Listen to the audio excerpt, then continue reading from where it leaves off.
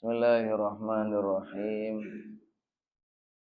Assalamualaikum warahmatullahi wabarakatuh.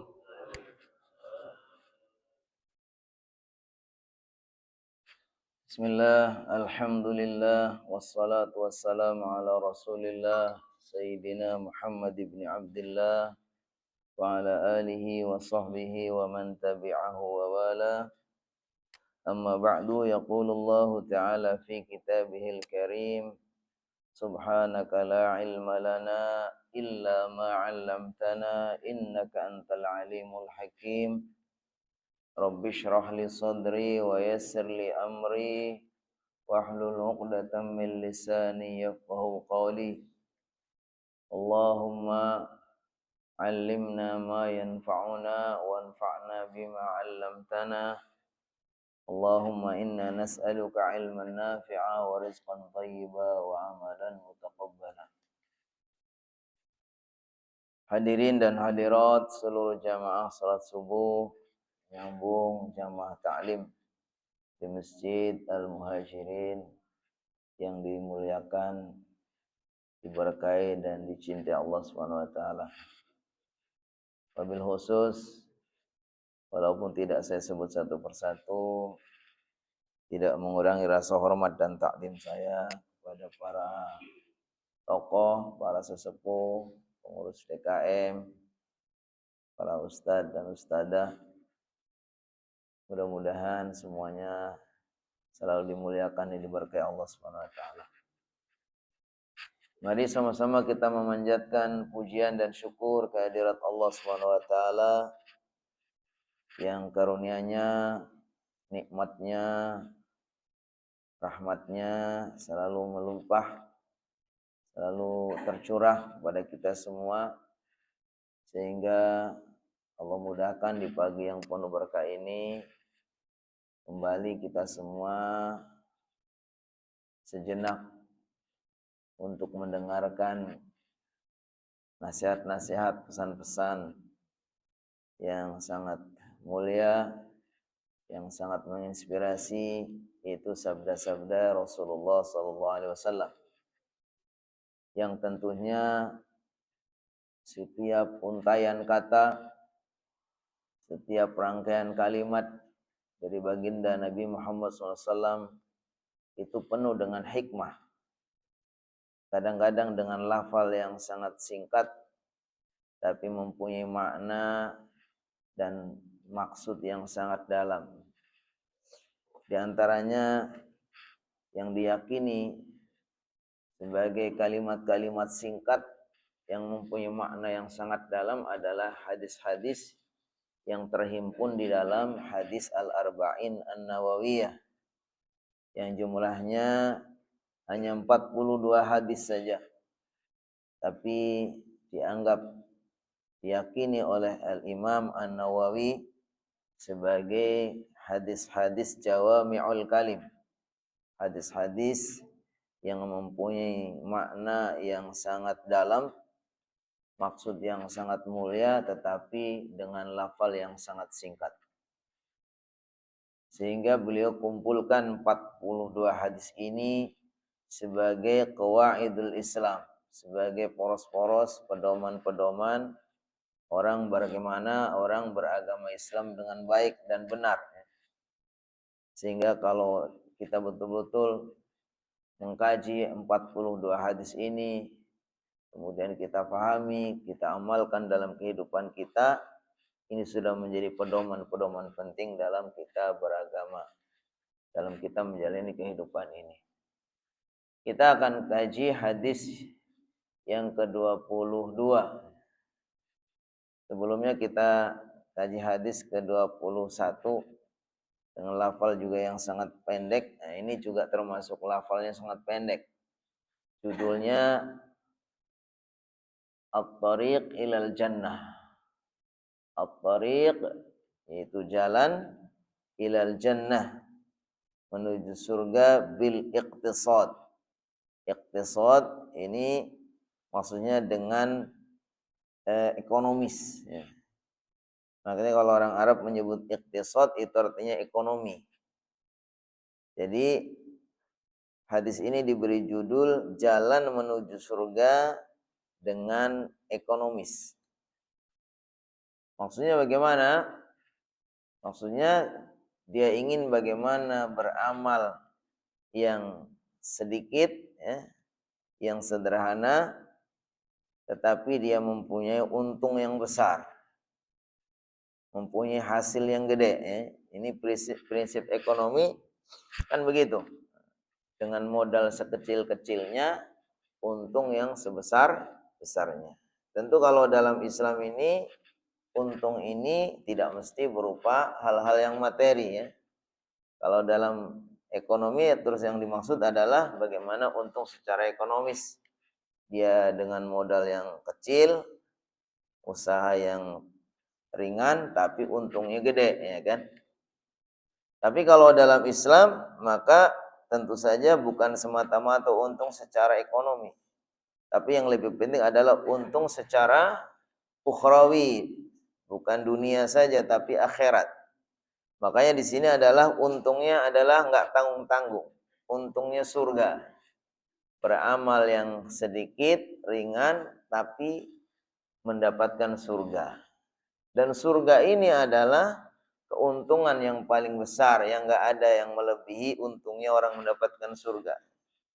Makanya kata Allah Subhanahu wa taala, kullu nafsin dha'iqatul maut wa innama tuwaffawna ujurakum yawmal qiyamah faman zuhziha 'anil nari wa udkhilal jannah faqad faz wa mal hayatud dunya illa mata'ul ghurur.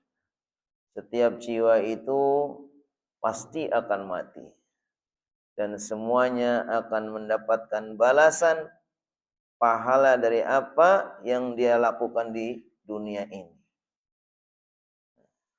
Siapa yang Allah jauhkan dari neraka dan Allah masukkan ke dalam surga, faqad faz, maka dialah orang yang betul-betul menang, orang yang betul-betul beruntung. Wa mal hayatud dunya illa mata'ul ghurur. Sesungguhnya kesenangan dunia itu tidak lebih adalah kesenangan yang memperdaya, kesenangan yang menipu. Jadi hakikat untung, hakikat menang, hakikat berhasil di dalam berbisnis itu adalah ketika orang itu diselamatkan dari neraka, dimasukkan ke dalam surga. Nah, hadis ini diberi judul Jalan Menuju Surga dengan modal yang sedikit, dengan ekonomis. Apa maksudnya? Karena nanti di dalam hadis ini akan disebutkan ada seseorang datang kepada Nabi, lalu dia bertanya, "Ya Rasulullah, kalau saya hanya melakukan sholat 5 waktu, terus saya kalau bulan Ramadan berpuasa, terus saya meyakini hal-hal yang halal itu adalah halal, itulah yang saya lakukan. Saya meyakini dan menjauhi hal-hal yang haram, dan itulah yang saya tinggalkan. Walam azid ala dzalik syai'a, dan tidak lebih dari itu. Dia hanya pokoknya menjalankan salat 5 waktu, terus puasa Ramadan kalau di bulan Ramadan. Kalau ada hal-hal yang halal, yang baik, dialah yang dia makan, yang dia lakukan. Kalau ada hal-hal yang haram, dia berusaha untuk meninggalkan. Di sini tidak disebutkan nggak ada zakat, nggak ada haji. Penjelasannya dalam syarah hadisnya itu boleh jadi masalah zakat dan haji ini sudah masuk ke dalam kata-kata menghalalkan yang halal, mengharamkan yang haram. Artinya ketika dia sudah punya kewajiban berzakat, ya bayar zakat. Dan dia tidak akan makan harta haknya orang mustahik zakat. Nah, begitu juga ketika dia sudah punya kemampuan untuk haji, dia akan melakukan haji. Sehingga Zakat dan haji ini sudah tercakup di dalam kata-kata saya menghalalkan yang halal, saya mengharamkan yang haram. Saya menghalalkan yang halal dan itu yang saya lakukan, saya mengharamkan yang haram dan itu yang saya tinggalkan. Terus ada penjelasan yang lain, boleh jadi saat orang ini, seseorang yang datang kepada baginda Nabi SAW bertanya itu, waktu itu belum disyariatkan haji. Dan memang kalau untuk haji ini kan syariatnya khusus ya, dalam artian kewajiban yang bersyarat, ya kan. Kalau rukun Islam yang lain kan hampir semua orang bisa, ya kan. Sholat, ya, insya Allah semuanya asal mau pasti bisa, ya kan. Kemudian puasa juga insya Allah kuat, ya kan. Apalagi zakat, setidaknya zakat fitrah, dia akan mampu setahun hanya membayar satu sok itu kalau sekarang mungkin sekitar 2,5 kg beras gitu kan. Nah, kemudian dia apa? Kalau haji itu bersyarat. Kalau haji itu bersyarat, syaratnya adalah harus punya kemampuan. Walillahi 'alan nasi hajjul baiti man istata'a ilaihi sabila. Dan karena Allah wajib bagi manusia untuk berhaji ke Baitullah. Siapa yang wajib? Man istata'a ilaihi sabila. Orang yang punya kemampuan menuju ke sana. Nah, kemudian dirumuskan oleh para ulama, siapa mereka yang kategori mampu, yaitu mereka yang sudah memenuhi syarat mampu haji. Pertama, dia mempunyai bekal.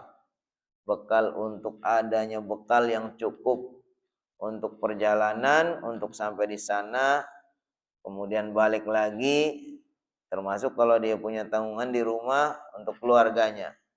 Kalau masih belum cukup itu berarti belum mampu. Yang kedua, ada kendaraan, ada rohilah. Kendaraannya ada. Ya kalau sekarang ada pesawat, ada kapal atau apa saja yang bisa mengantarkan dia sampai ke sana. Kalau lagi nggak ada pesawat, namanya ya nggak wajib. Yang ketiga, aman. Aman dalam perjalanan, di jalan juga aman, di sana juga aman. Nanti semua sampai di rumah kembali juga aman. Nah itu kan. Ya. Ketika itu berarti dia sudah punya kewajiban. Kalau seorang wanita ditambah satu lagi, yang dimaksud mampu dalam urusan haji adalah bila ada seorang mahram.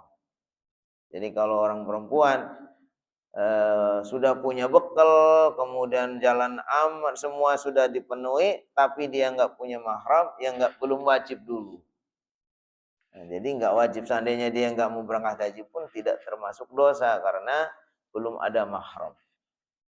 Jadi dalam hadis ini tidak disebutkan zakat dan haji, tapi dipahami boleh jadi karena itu sudah tercakup dalam menghalalkan yang halal dan mengharamkan yang haram, atau ketika hadis ini terjadi itu belum disyariatkan haji atau belum disyariatkan zakat. Saya akan bacakan hadisnya. An Abi Abdullah, dari Abi Abdullah Jabir bin Abdullah. Namanya Jabir bin Abdullah, sering dipanggil Abi Abdullah. Boleh jadi karena dia punya anak namanya Abdullah. Ya, dari bapaknya Abdullah namanya Jabir bin Abdullah. Jadi anaknya namanya Abdullah, bapaknya Abdullah. Jadi namanya enggak macam-macam. Dia namanya Jabir. Ayahnya namanya Abdullah. Kemudian dia punya anak, kasih nama lagi Abdullah. Makanya kalau dalam tradisi orang Arab itu nama itu jarang dipisahkan dari nama orang tuanya. Abdullah bin siapa. Jadi kalau kakeknya namanya Abdullah bin siapa, tapi kalau anaknya Abdullah bin Jabir. Gitu. Dan ternyata dalam hadis itu kan nama yang paling dicintai ahabul asma ilallah Abdullah Abdurrahman, ya kan? Nama yang paling dicintai Allah adalah nama Abdullah, Abdurrahman dan seterusnya. Jadi Jabir bin Abdullah ini datang kepada, dia menceritakan bahwa ada seseorang radhiyallahu anhu, semoga Allah meridhai kepada Jabir dan Abdullah. Anna rajulan, sesungguhnya ada seseorang. Jadi rajulan ketika disebutkan dalam hadis ini bukan berarti orang yang nggak dikenal, tapi waktu itu dia menceritakan bahwa mungkin sahabat ini tidak perlu disebutkan namanya, ya kan? Dia datang, sa'ala, dia bertanya Rasulullah SAW. Dia bertanya kepada Rasulullah SAW. Pertanyaannya begini, ya Rasulullah, ara'aita. Ya Rasulullah, ara'aita. Di sini sebutkan kabarkan kepada aku. Maksudnya ara'aita bagaimana pendapatmu? Maksudnya ara'aita bagaimana menurut baginda? Idza shallaitu, ketika saya sudah salat, al-maktubati, salat 5 waktu. Ya Rasulullah, bagaimana menurut baginda kalau saya sudah melakukan salat 5 waktu? Wasumtu Ramadan, dan saya sudah berpuasa di bulan Ramadan. Ya, karena puasa yang wajib itu puasa Ramadan. Selain puasa Ramadan itu tidak wajib, ya. Dan menurut para ulama puasa wajib itu ada 3, ya, secara umum. Tapi wajib aslinya hanya 1. Yang pertama adalah puasa Ramadan. Ini memang ketetapan dari Allah Subhanahu Wa Taala, ya kan? Itu harus dilakukan, ya, bagi orang yang memenuhi syarat wajib puasa. Ya ayyuhalladzina amanu kutiba alaikumussyam.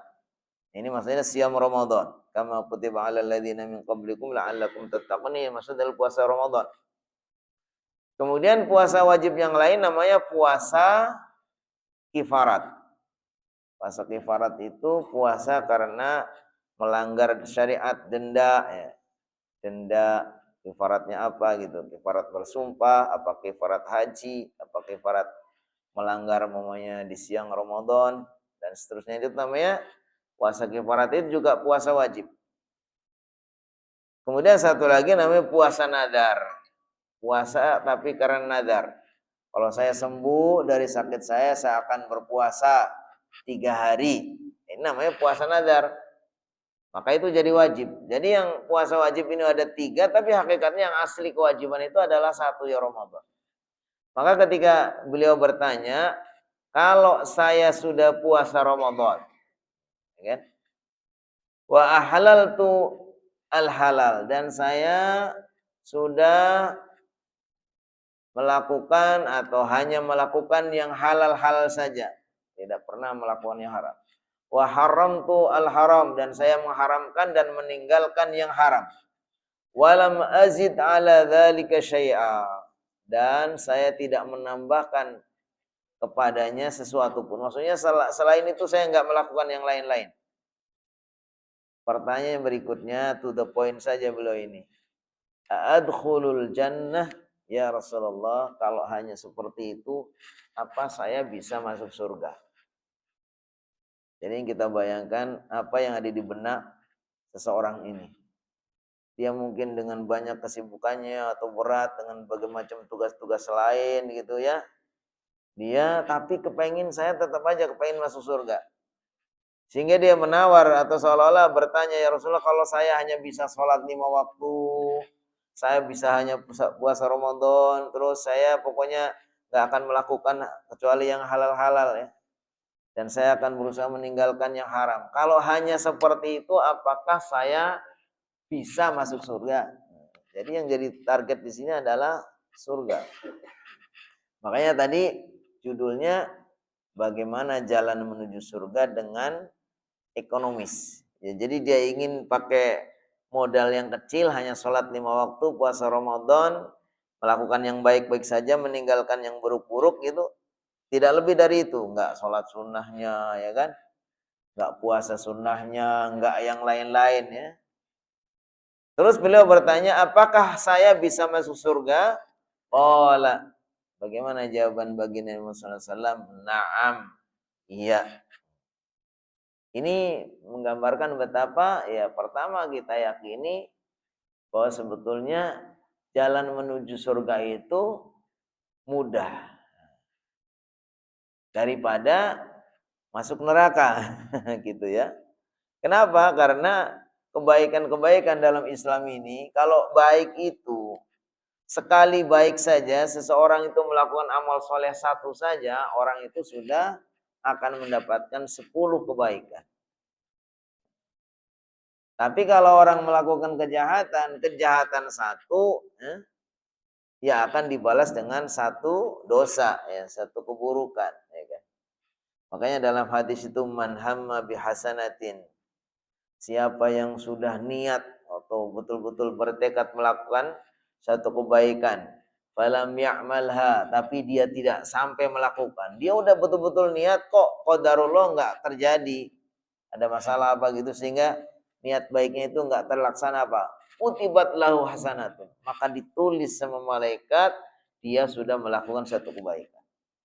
Kalau sampai dia melakukannya, kalau sampai betul-betul terlaksana niat baiknya, maka dia ditulis mendapat 10 kebaikan.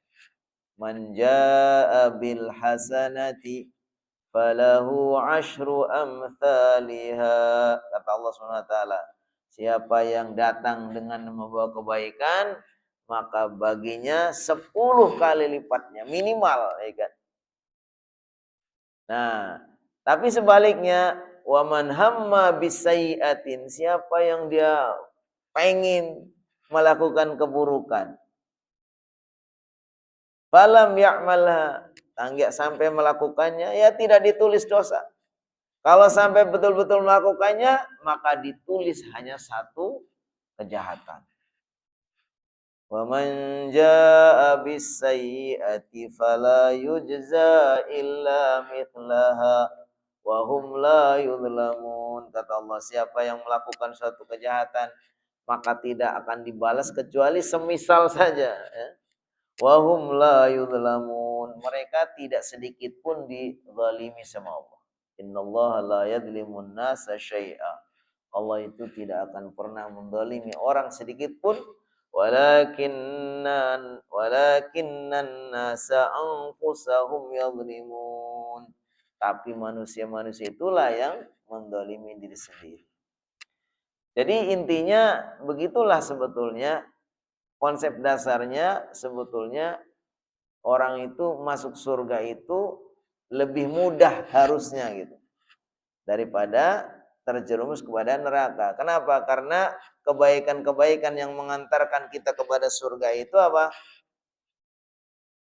Itu dimudahkan.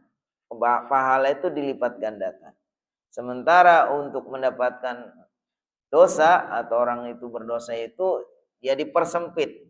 Jalan-jalan untuk dosa itu dipersempit. Bahkan kalau baru niat doang, niat mau melakukan kejahatan belum sampai terjadi, ya sudah, kita dicatat gitu, ditahan dulu. Si fulan nih mau mencuri umpamanya, ya baru niat aja, ntar dulu, tahan dulu, jangan ditulis, ya kan? Karena siapa tahu nanti berubah dia kemudian nggak jadi, ya udah. Tapi kalau dia terus tetap kekeh, dia akhirnya melakukan juga, tulis satu saja. Beda kalau saya niat bersedekah, ya begitu niat udah langsung tulis nih, ada orang baik nih mau bersedekah, tulis satu. Nah, nanti kalau dia sampai melakukan, tambah lagi 10 kali lipatnya. Jadi dapat 11 itu. Kalau orang melakukan kebaikan, minimal dapat 11 pahala. Jadi sini disebutkan penjelasan di sini bahwa orang laki-laki itu kepengin masuk surga, tapi dengan modal yang sedikit. Ternyata kalau kita perhatikan memang lebih mudah untuk masuk surga. Teorinya seperti itu. Nah, saya akan bacakan ara'aita akhbirni. Jadi kata si orang laki-laki itu, ara'aita akhbirni, kabarkan kepadaku.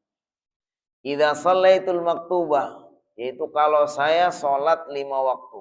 Ay as-salawatil khamsi, ay as-salawatil khamsa al-mafrudata. Yaitu kalau saya hanya melakukan sholat-sholat 5 waktu yang diwajibkan. Al-fajru, al-zuhru, al-asru, al-maghribu, al-isya. Wa fi umumiha tadkhulu kullul faraid al-ainiyah al-ukhra kal jum'ah mathalan. Jadi kalau orang itu sudah melakukan sholat 5 waktu ya, kita paham semua sholat 5 waktu. Maka jelas di sini ternyata memang sholat 5 waktu itu sangat mahal gitu ya. Kalau kita hanya bisa melakukan sholat 5 waktu saja itu sudah bisa membeli surga ya kan. Sangat mahal. Kenapa? Karena menunjukkan pentingnya sholat 5 waktu. Sampai disebutkan dalam hadis ini, al-ahdul ladzi bainana wa bainahum as-shalah faman tarakaha faqad kafar. Sampai disebutkan perjanjian antara aku dengan mereka yaitu umatku adalah sholat. Siapa yang sudah meninggalkan sholat maka sungguh dia sudah kafir. Ini artinya sholat 5 waktu itu adalah sholat kewajiban yang betul-betul harus kita jaga, jangan sampai tidak dilakukan. Walaupun ada survei, ada penelitian itu orang Islam di Indonesia itu yang sholat betul-betul sholat rajin itu nggak sampai 30%. Jadi kalau ada orang muslim 100, itu yang sholat itu hanya 28. Ada survei ya. Berarti yang 72 itu nggak sholat. Padahal di sini disebutkan bahwa sholat 5 waktu itu bahkan disebutkan perjanjian antara aku dengan mereka, kata Rasulullah SAW. Kalau ada orang ngaku sebagai muslim, ya kan? Apa buktinya? Yaitu kalau dia sholat 5 waktu. Faman tarokaha, siapa yang sudah meninggalkan sholat 5 waktu, faqad kafar, maka dia sudah kafir. Ada yang memaknai kafir dalam artian sudah betul-betul kafir besar, keluar dari agama Islam. Ada yang mengatakan hanya kafir karena kafir kecil artinya itu dosa yang sangat besar, yang seharusnya tidak ada orang muslim kecuali harus sholat 5 waktu. Nah termasuk di dalamnya, jadi sholaitul maktubah, sholat maktubah adalah al-jum'ah, yaitu sholat Jumat. Sholat Jumat bagi orang laki-laki yang mempunyai syarat kewajiban Jumat. Ini sama dengan sholat 5 waktu. Yaitu apabila seorang laki-laki dalam keadaan mukim. Mukim itu tidak sedang bepergian. Ada seorang laki-laki sudah balik, tidak ada halangan apapun, dia mukim, dia sehat, ya kan, maka dia harus datang Jumatan, dan itu sama dengan kewajibannya sholat 5 waktu. Lagi musafir nggak wajib, lagi safar ya udah. Kalau lagi safar kita nggak usah Jumatan, boleh, tapi kalau mau ikut Jumatan juga boleh. Tapi hukum asalnya kalau sedang safar itu ya nggak usah Jumatan, kita boleh sholat duhur saja, sholat duhur. Tapi umpamanya kita mendapatkan di sana ada masjid juga ya sudah, kita ikut Jumatan juga boleh. Kalau enggak kita tunggu sempat selesai Jumatan, kita sholat duhur juga boleh. Karena orang yang sedang safar itu tidak wajib Jumatan. Wasumtu Ramadan, dan saya puasa Ramadan. Ay adaitu faridatas siyami syahr Ramadan al-mubarak. Itu saya sudah puasa Ramadan. Wa ahlaltu al-halal, yaitu anta taqida halama ahallahu Allah wa rasuluhu fala tuhrim ma ahallahu Allah. Yaitu meyakini bahwa apa-apa yang sudah Allah halalkan dan Rasulullah halalkan, itulah yang saya lakukan dan itulah yang saya yakini halal. Dan saya tidak mengharamkan apa-apa yang Allah sudah haramkan dan saya harus meninggalkan. Nah, wa haramtul haram, yaitu mengharamkan yang haram, yaitu meyakini haramnya apa-apa yang sudah Allah haramkan dan Rasulullah haramkan dan tidak menghalalkannya. Lalu dia meninggalkan semua itu. Jadi intinya itu tadi, orang ini menggambarkan betapa dia kepengen dengan modal yang kecil, dia kepengen mendapatkan surga Allah Subhanahu wa taala.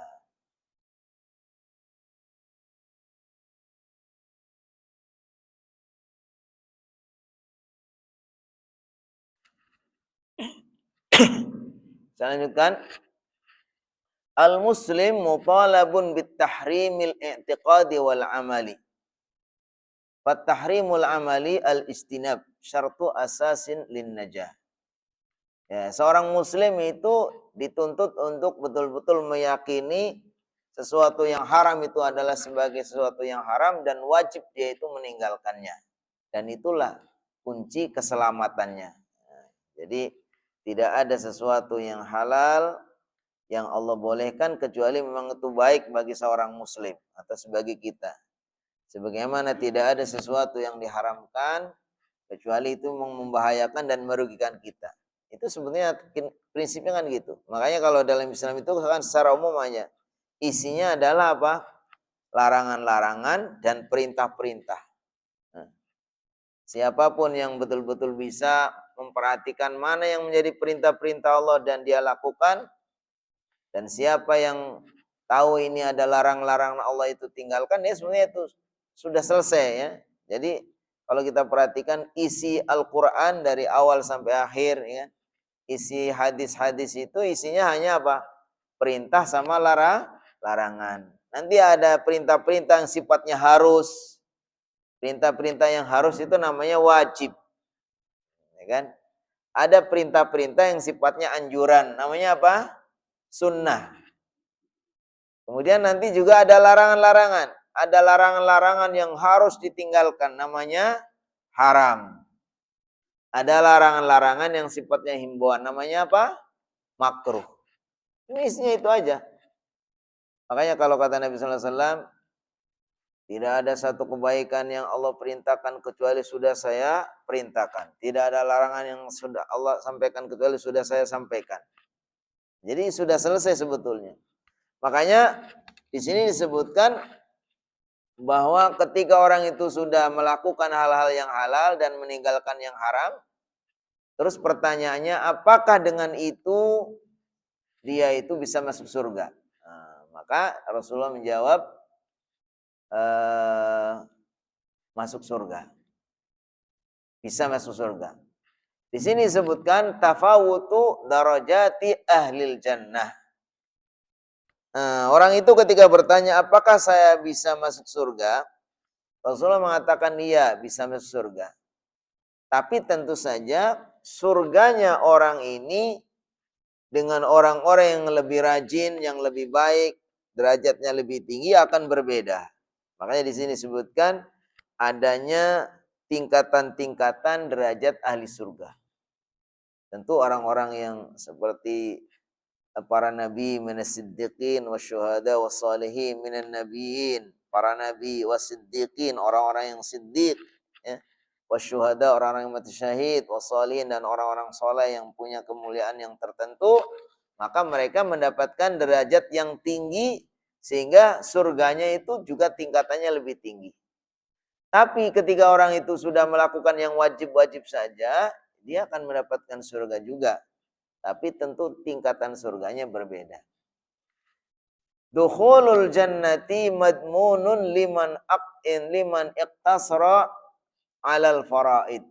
Nah, jadi masuk surga itu ya terjamin, atau maksudnya ada jaminan biaya masuk surga bagi orang yang hanya mencukupkan amalan-amalan yang wajib saja. Jadi ketika sudah bisa melakukan yang wajib-wajib, maka itu sudah bisa menjadi jalan menuju surga. Walaupun kalau nanti kepengen derajat yang lebih tinggi, ya dia harus menambahkan dengan sunnah-sunnah, ya kan. Makanya disebutkan dalam hadis itu tentang apa? Kata Allah Subhanahu wa taala, kata Rasulullah SAW, bahwa amalan yang paling aku cintai adalah amalan-amalan yang saya wajibkan, ya kan. Jadi Kemudian setelah dia yang wajibkan dilakukan, kemudian ditambah dengan yang sunnah-sunnah sebagai pelengkapnya. Sampai akhirnya dia itu terus ketika dia sudah menjalankan yang wajib-wajib, harus menambahkan yang sunnah-sunnah, maka sampai akhirnya Allah cinta kepadanya. Ini kan para wali kan begitu. Jadi yang menjadikan orang itu mempunyai derajat sebagai wali, karena dia itu saking sudah solehnya. Setelah dia selesai melakukan yang wajib-wajib, kemudian ditambah dengan yang sunnah-sunnah, sampai akhirnya Allah mencintainya. Kalau Allah sudah mencintainya, maka disebutkan dalam hadis qudsi itu, Allah akan menjadi tangan yang dia melakukan perbuatannya. Allah akan menjadi kaki yang dia jalan dengannya. Allah akan menjadi mata, maksudnya di sini bukan berarti Allah ada di matanya, bukan.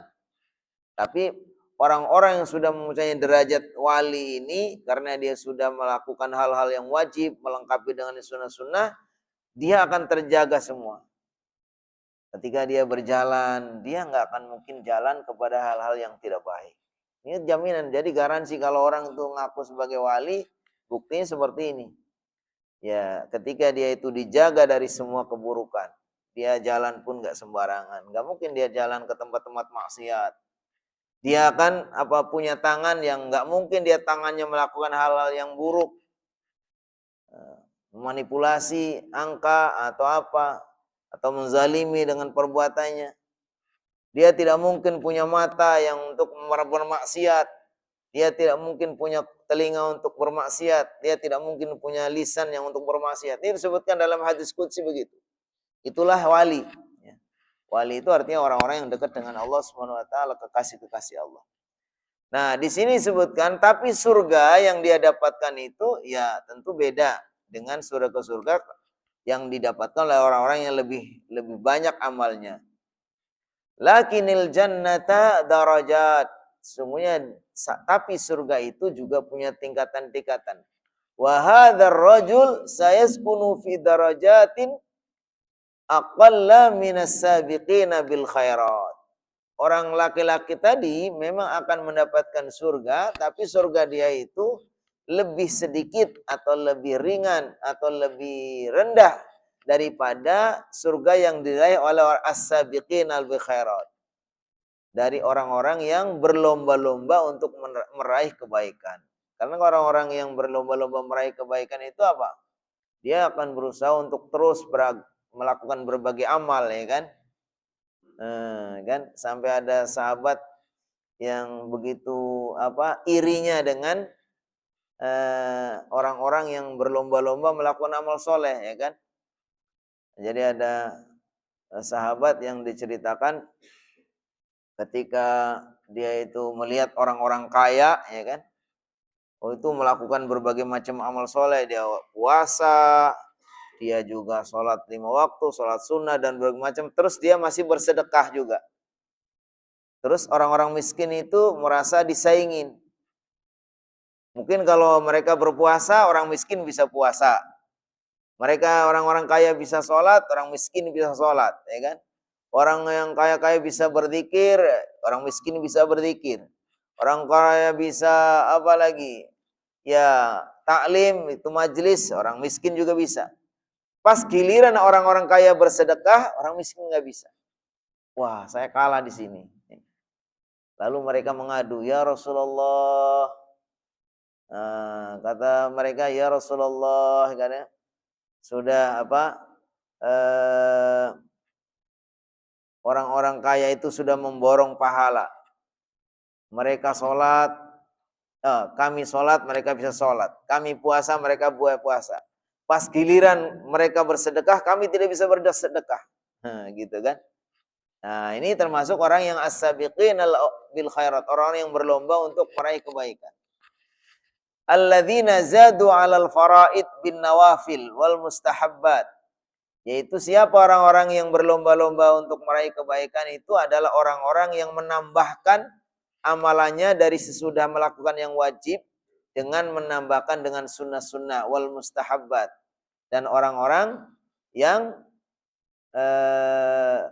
melakukan berbagai macam amalan-amalan mustahab, itu yang amalan-amalan yang dicintai. Kama qala ta'ala fil hadisil qudsi, sebagaimana yang difirmankan oleh Allah Subhanahu wa taala dalam hadis qudsi, wala yazalu 'abdi yataqarrabu ilayya bin nawafili hatta uhibbahu. Dalam hadis itu disebutkan, dan hambaku terus-menerus melakukan pendekatan diri kepadaku bin nawafili dengan amalan-amalan sunnah sampai akhirnya aku mencintainya. Yang tadi hadis qudsi itu. Kalau sudah Allah cintai, dia akan menjadi pendengarannya, dia akan menjadi penglihatannya, dia akan menjadi tangannya, dia akan menjadi kakinya, sehingga semua yang dia lakukan semua hanya yang baik-baik saja. Karena semua dikendalikan atau dibimbing sama Allah Subhanahu wa taala. Hadis ini disebutkan la yad'u litarkin nawafil bal yuhaddidul haddal adna lin najat. Jadi hadis ini jangan juga dipahami bahwa hadis ini menghimbau, mengajak supaya orang itu tidak melakukan sunnah-sunnah, bukan. Tapi ini hanya membatasi bahwa ternyata batasan orang itu bisa selamat dan bisa masuk surga itu kalau dia sudah bisa melakukan yang wajib-wajib. Jadi ketika kita betul-betul dalam kondisi terbatas, ya hidup di tengah kesibukan, mungkin dia miskin, mungkin di tengah masyarakat yang dia memang susah untuk melakukan banyak ibadah-ibadah, maka setidaknya dia harus melakukan yang wajib supaya apa? Supaya dia minimal mendapatkan surga. Bisa selamat dari neraka dan masuk ke dalam surga.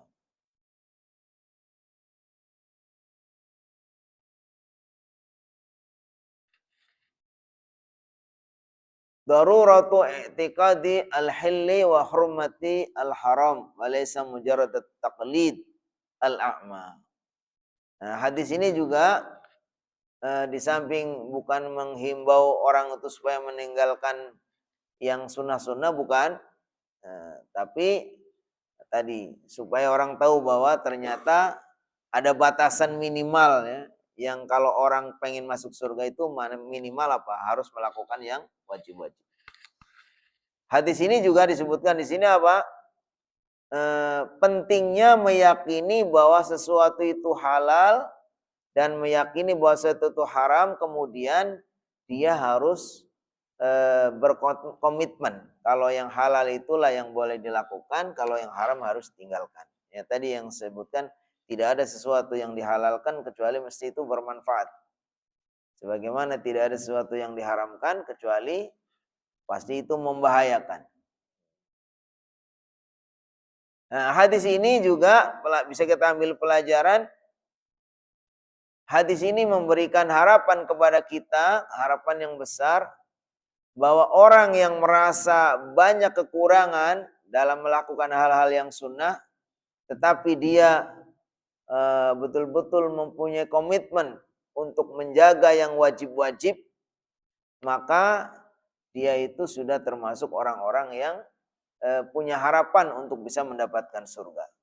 Jadi hadis ini juga sekaligus ya memberikan hiburan kepada kita.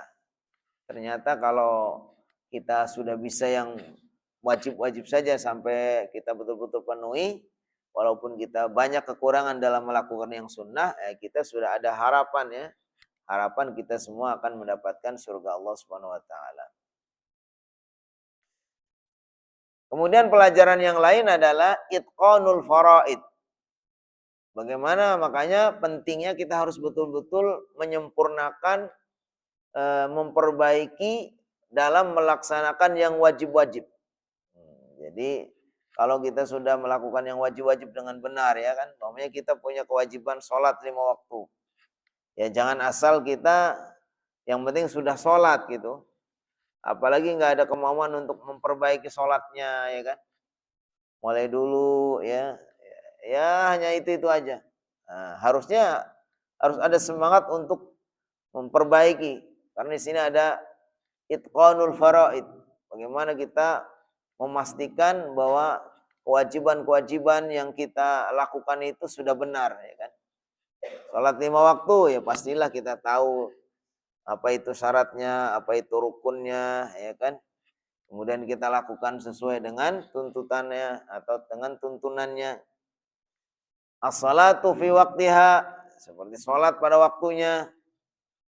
Az-zakah, yaitu membayar zakat, saum Ramadan dan puasa Ramadan, birrul walidain, dan berbuat bakti kepada kedua orang tua. Ini semuanya adalah amalan-amalan yang wajib dan harusnya kita lakukan sebaik mungkin. Makanya ketika ada seorang sahabat datang kepada Rasulullah SAW bertanya, ya Rasulullah, ahabbul a'mal ilallah. Apa itu amalan-amalan yang sangat Allah cintai? Di antaranya katakan as-salatu ala waqtiha, salat pada waktunya.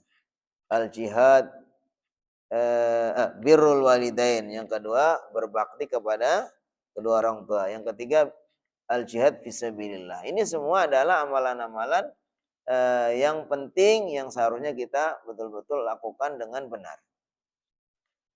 Pelajaran yang lain adalah ijtinabul muharramat. Harusnya kita menjauhi hal-hal yang diharamkan. Yaitu kariba, seperti riba. Riba itu hukumnya haram, ya kan?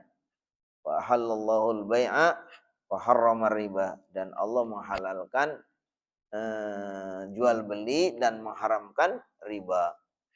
Riba itu adalah kalau secara bahasa artinya bertambah. Bertambah dari aslinya. Kalau umpamanya ada orang meminjamkan uang, ya kan, 10 juta, ya, maka harusnya dia kembalikan juga 10 juta. Kalau dia mensyaratkan kembalinya nanti 10 juta 500, maka yang 500-nya namanya riba. Ya, itu namanya riba. Tapi kalau umpamanya nggak mensyaratkan, kemudian ketika mengembalikan dia nambahin sendiri, nggak diminta sama pemilik pemilik utangnya, pemilik piutangnya nggak mensyaratkan. Tapi begitu dia selesai meminjam, ucapan terima kasih kemudian ditambahkan, ya itu bukan riba. Ya kan? Ini disebutkan menjauhi hal-hal yang haram, kariba, seperti riba, wal ghibah dan hibah, wal kadhib dan dusta dan berbagai macam. Wal ijtihad bin nawafil, ya berusaha juga bersungguh-sungguh, ya, bin nawafil. Maksudnya di sini memang tadi disebutkan ketika kita hanya mencukupkan yang wajib-wajib saja sudah bisa mendapatkan surga. Tapi kalau kita menambahkan dengan yang sunnah-sunnah itu, kita akan mendapatkan cinta Allah Subhanahu wa taala. Dan kalau Allah sudah mencintai, maka disebutkan tadi Allah akan menjadi penglihatannya, pendengarannya, menjadi lisannya, menjadi tangannya, menjadi kakinya. Yang itu adalah ciri-ciri seorang yang sudah mendapatkan cinta Allah, yang dikenal dengan sebutan sebagai wali. Wali Allah Subhanahu wa taala. Ini mungkin pelajaran yang bisa kita ambil dari hadis ke-22, dari hadis Arba'in Nawawiyah. Intinya yang bisa kita ambil kesimpulan, pentingnya kita harus menjaga hal-hal yang wajib. Wabil khusus di sini kalau disebutkan dalam rukun Islam itu yang wajib pasti adalah pilar-pilarnya, ya. Mulai dari sholat, puasa, zakat, haji, ya kan?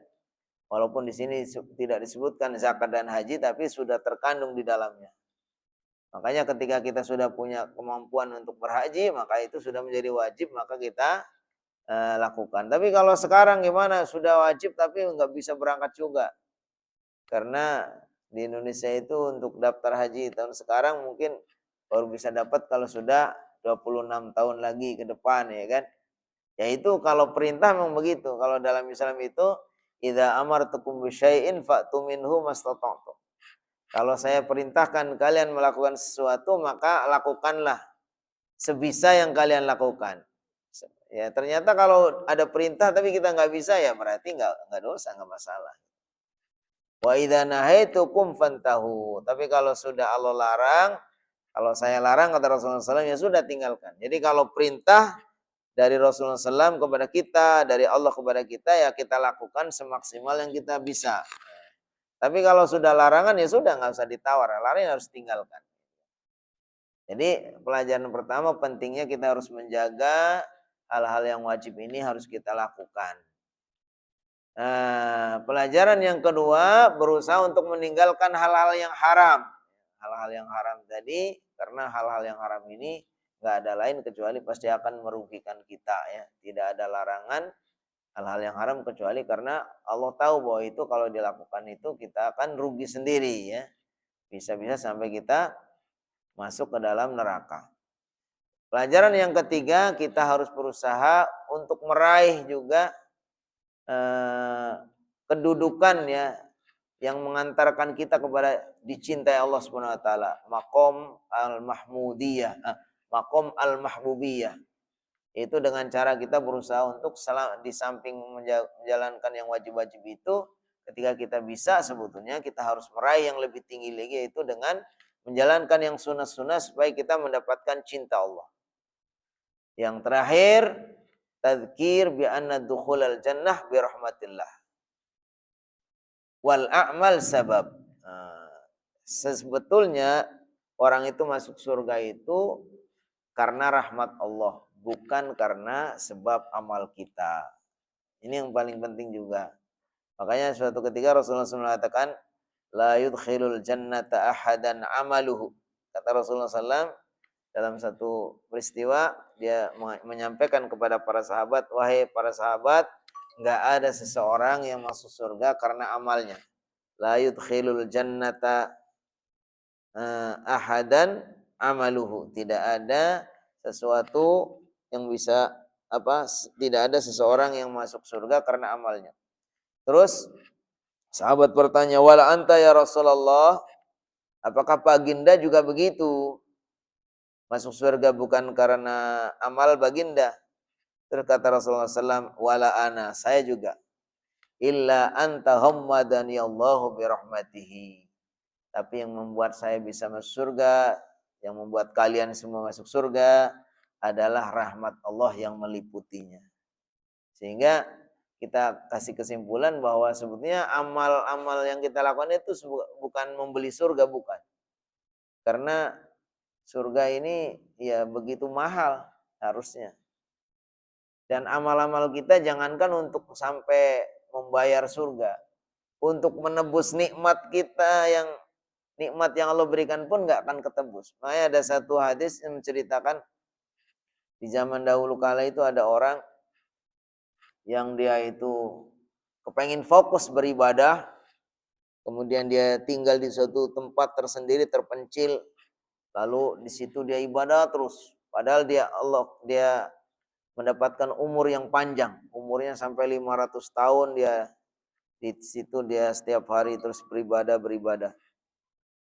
Akhirnya setelah dia itu mati, meninggal, kemudian diadili sama Allah SWT.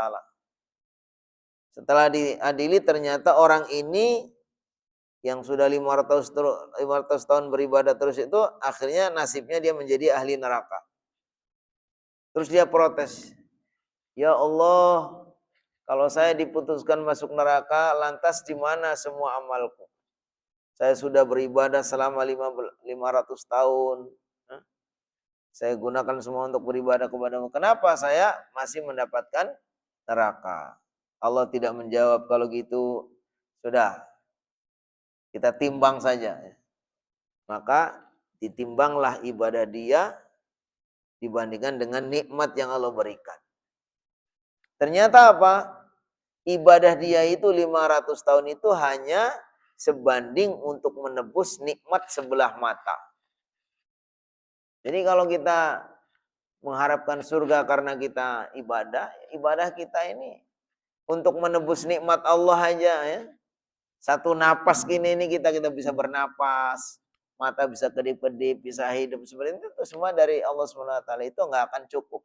Apalagi kalau kita akan membeli surga. Makanya disebutkan di sini tidak ada seseorang yang masuk surga karena amalnya. Tapi amal ini sini katakan la Sekarang dikatakan apa? Anna dukhulal jannah birahmatillahi awalan. Bahwa masuk surga itu karena rahmat Allah. Wal a'malu sababun. Sedangkan amal ibadah kita itu hanya sebab saja. Jadi kita beramal supaya kita mendapatkan rahmat Allah. Kalau Allah sudah merahmati kita, baru kita bisa mendapatkan surga. Wallahu a'lam bishawab. Itu yang bisa kita pelajari. Mudah-mudahan bermanfaat. Bila ada yang mau ditambahkan sambil nunggu syuruk boleh. Kalau sudah pinter semua, waktu kita tutup. Ada? Oh ya, monggo. Waalaikumsalam warahmatullahi wabarakatuh. Ya.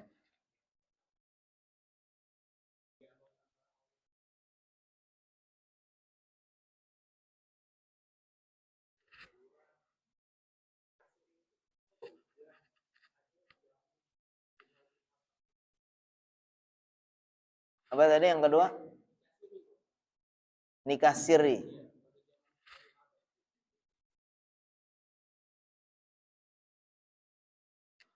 Iya.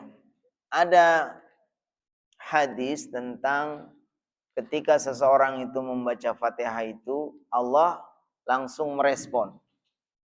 Pokoknya kata alhamdulillah. Terus Allah mengatakan hamadani rabbi. Hambaku memujiku, ya kan?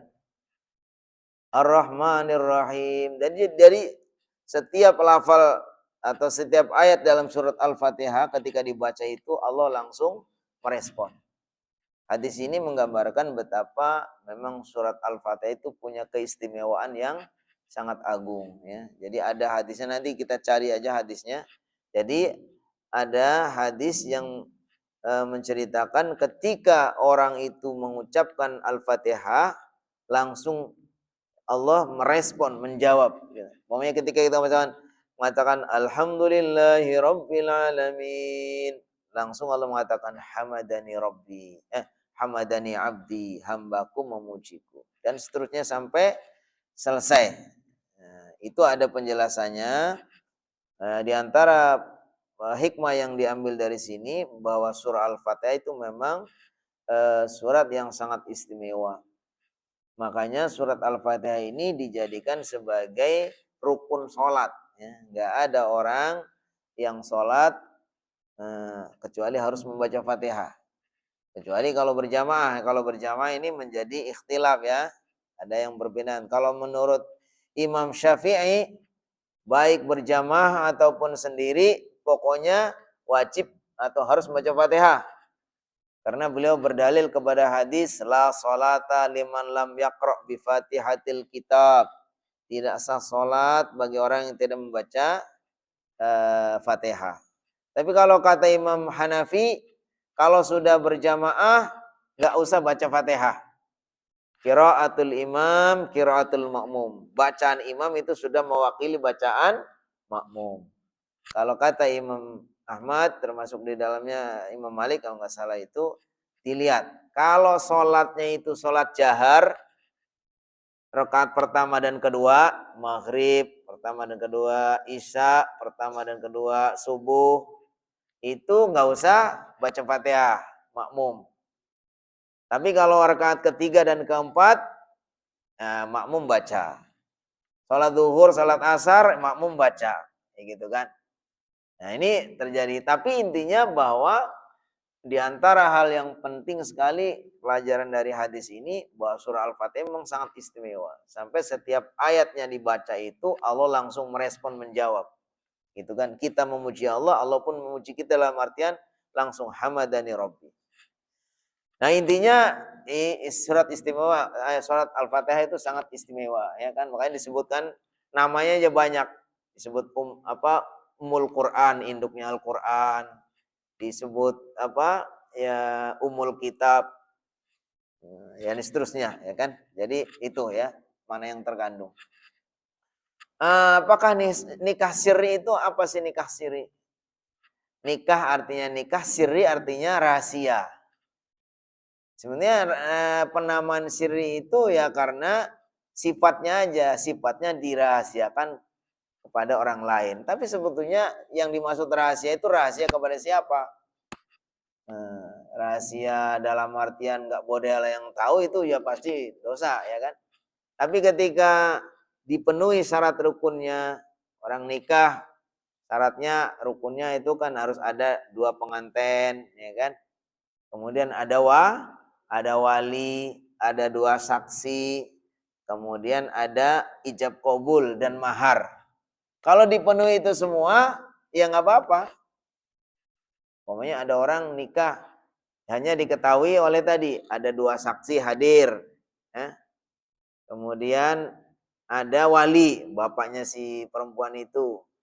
Terus apa lagi?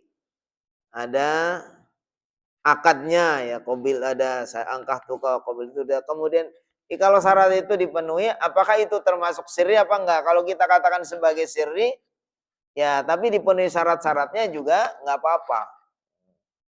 Boleh sah secara hukum agama. Apakah kalau nggak ngundang Pak Penghulu, nggak ada catatan itu nggak mempengaruhi sah atau tidak? Itu hanya menyangkut masalah hukum positif. Karena kita hidup sebuah negara, negaranya mengatur itu, kita termasuk ati Allah wa ati Rasul wa ulil amri minkum. Maka kita harus ikutin. Tapi itu tidak menjadi syarat. Kalau umpamanya ada orang mau menikah secara siri dalam artian dipenuhi syaratnya juga boleh. Jadi kita harus definisikan dulu siri itu apa. Karena kalau siri di Indonesia itu maksudnya yang dimaksud adalah nikah tidak diresmikan dengan mengundang ini ya. Tidak ada catatan sipil itu kan maksudnya kan? Atau gimana? Siri gimana? Karena siri artinya rahasia. Tapi sebetulnya itu penambahan saja. Intinya kalau nikah ketika dipenuhi syarat rukunnya itu berarti sah. Termasuk umpamanya nikah siri untuk istri kedua, umpamanya ada yang mau menambah.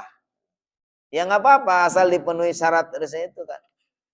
Walaupun kalau di pemerintahan Indonesia diwajibkan atau ada ketentuan peraturannya harus dapat persetujuan atau izin dari istri pertama. Tapi itu nggak jadi penghalang untuk sah. Kalau yang mau nambah mamanya sembunyi-sembunyi juga nggak apa-apa. Jadi itu masalah nikah siri ini mungkin harus didefinisikan dulu siri maksudnya apa. Tapi kalau siri hanya karena tidak diumumkan secara publik dan tidak diundangnya penghulu itu ya tetap sah, hanya saja mungkin menjadi kurang afdol, kurang baik karena kita namanya orang mau membangun rumah tangga, ingin mendapatkan kedamaian, ketenangan, ketentraman, tapi begitu caranya kan. Makanya disunahkan juga aulim walau bisa kamu melakukan walimah walaupun hanya dengan 1 ekor kambing. Bagusnya kalau orang nikah itu harus diumumkan, jangan sir gitu. Karena supaya tidak ada fitnah. Ini siapa ini? Kok ada orang berduaan? Ya kan, kalau nggak diumumkan, nggak ada orang yang menyaksikan itu, ya menyebabkan ada fitnah. Wallahu a'lam bishawab. Insyaallah semuanya sudah paham dan sudah pintar. Insyaallah dari 1 orang sudah mewakili semuanya. Mari kita tutup majelis kita dengan sama-sama membaca alhamdulillah dan doa kafaratul majelis. Alhamdulillahirabbil alamin. Subhanakallahumma wa bihamdika asyhadu an la ilaha illa anta astaghfiruka wa atubu ilaik. Assalamualaikum warahmatullahi wabarakatuh.